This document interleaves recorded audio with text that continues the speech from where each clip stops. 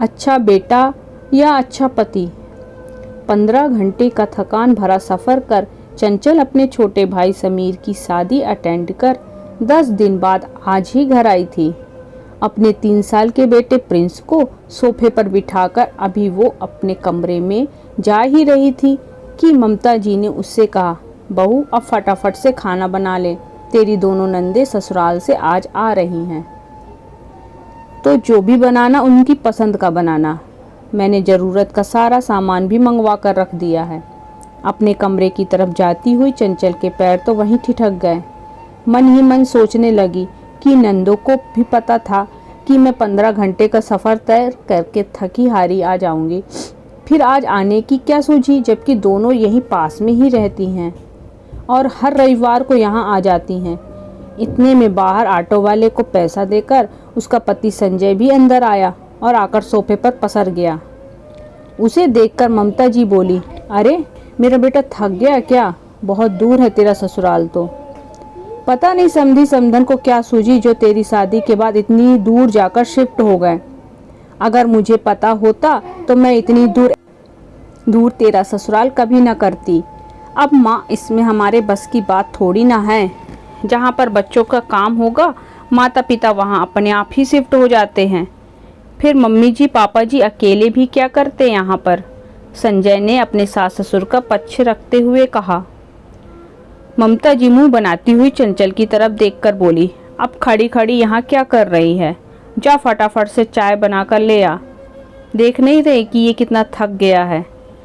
ममता जी की बात सुनकर संजय हंसते हुए बोला, अरे माँ, मैं अकेला थोड़ी ना थका हूँ, वो भी तो थकी है, वो भी मेरे साथ ही तो आई है। तो इतनी दूर से ट्रेन में बैठी बैठी तो आई है। कौन सा ट्रेन में कोई काम कर रही थी जो थक गई?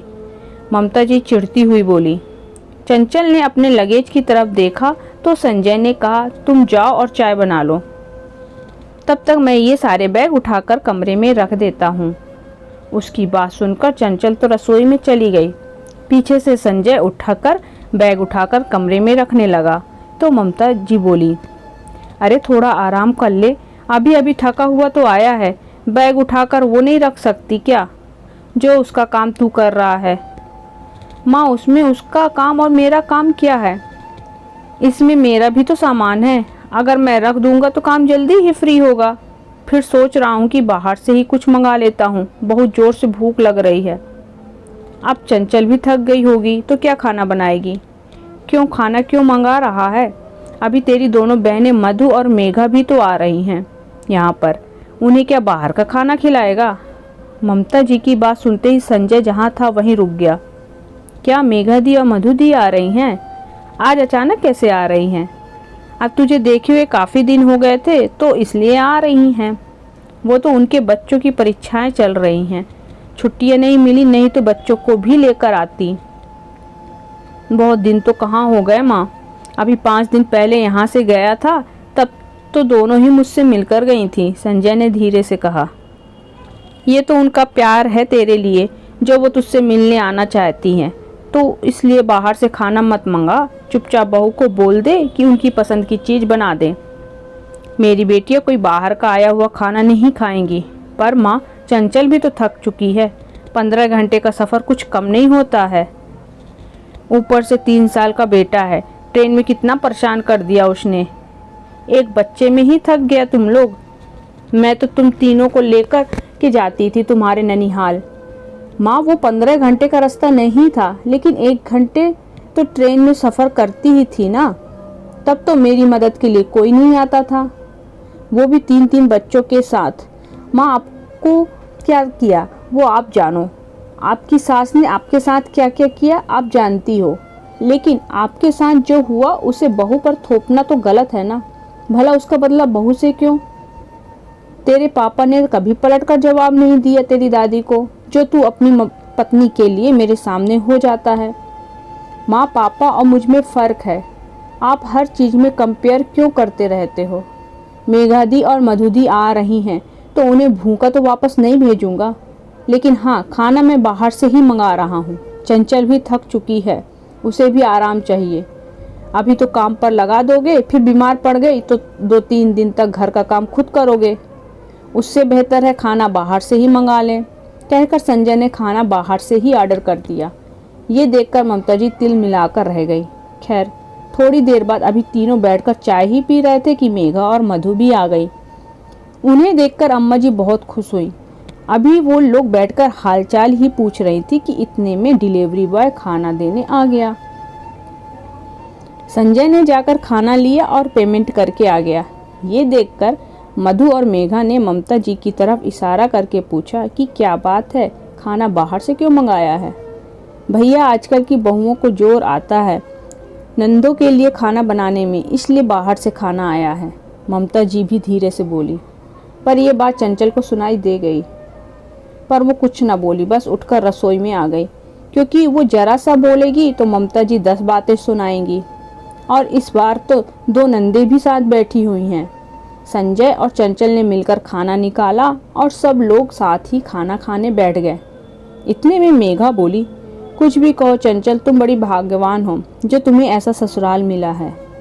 पूरे परिवार के साथ बैठकर खा रही हो, वरना हम तो रोटियां बेल बेल कर ही परेशान हो जाते हैं। तुम्हें तो इसके लिए बहुत दान धर्म करने चाहिए और भगवान का शुक्रिया अदा करना चाहिए जो तुम्हें हमारा भाई मिला, जो कम से कम यह तो समझता है कि बीवी थकी हुई है तो बाहर से खाना मंगा लो, वरना हमारे पति तो खाना बनवा ही लेते थे हमसे। मधु भी साथ की साथ बोली, पर चंचल मुस्कुराकर रह गई।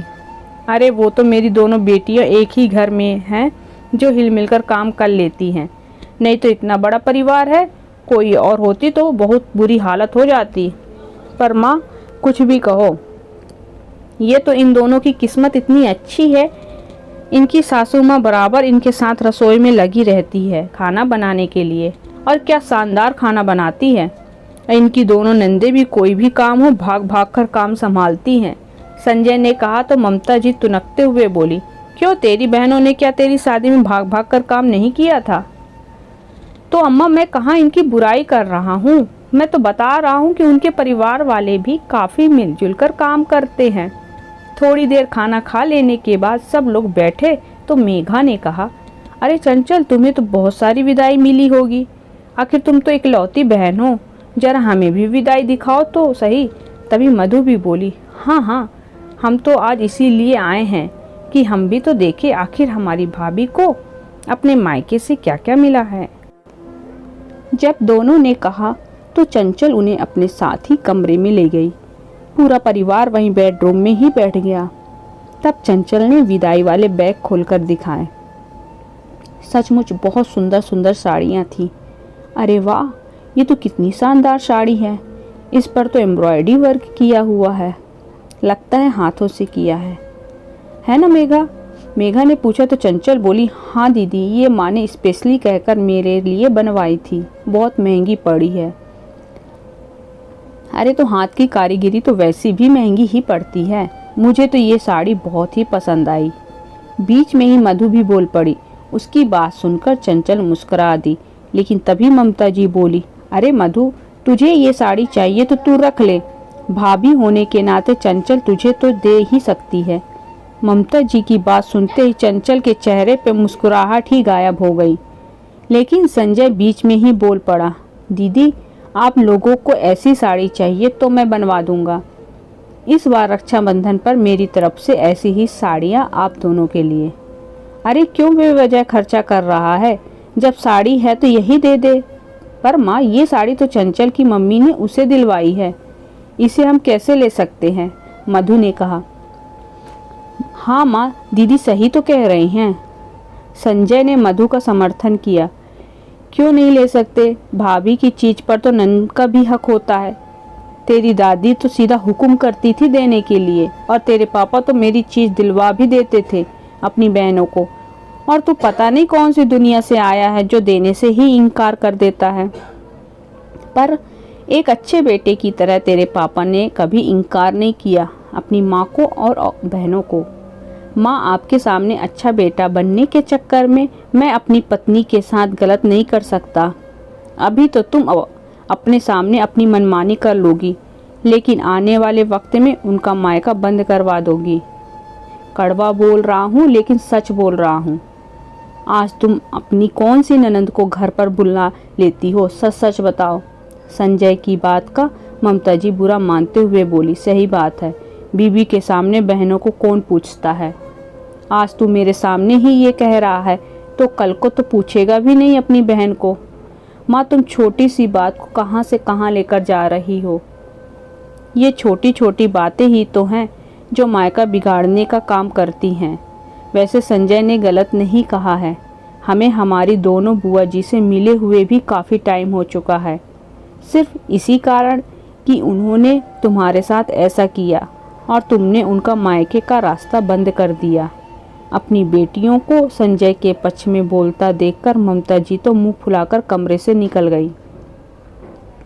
लेकिन कम से कम मधु और मेघा को तो यह बात समझ में आ गई कि अगर भविष्य में अपना मायका सही सलामत रखना है तो कुछ चीज़ों पर नियंत्रण जरूरी है। पोस्ट पसंद आए तो लाइक शेयर जरूर करें। धन्यवाद।